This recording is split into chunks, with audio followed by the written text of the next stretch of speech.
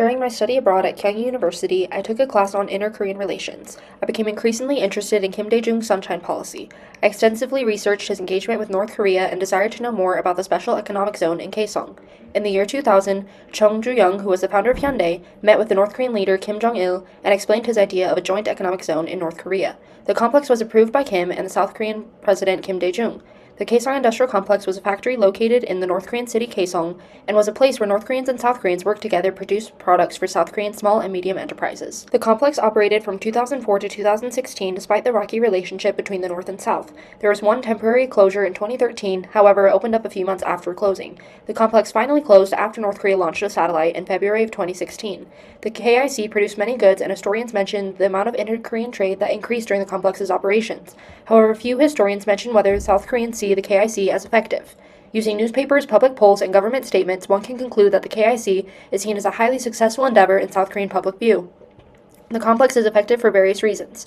First, during operations, the complex opened North Korea to increase visits from foreigners, which brought new ideologies. For example, South Koreans brought in choco pies and gave them to their workers.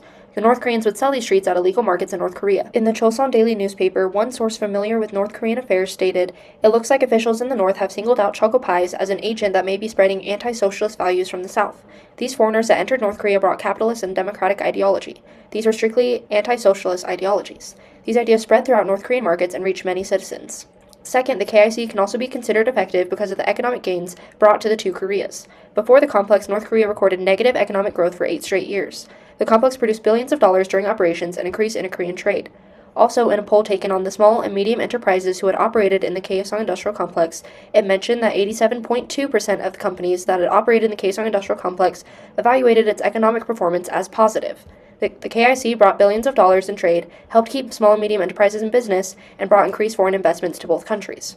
Finally, the KIC has also provided thousands of job opportunities for North Koreans with many benefits. The complex allowed for 55,000 North Korean workers to obtain jobs at the complex. The workers were given insurance, overtime pay, better health conditions and nutrition, higher wages, and many amenities like apartments, free buses, medical centers, convenience stores, karaoke, etc.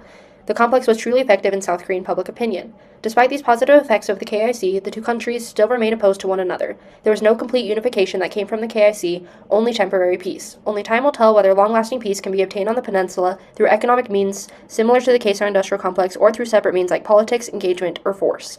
The question remains if Korea will ever reunite or will continue on the path of two separate nations.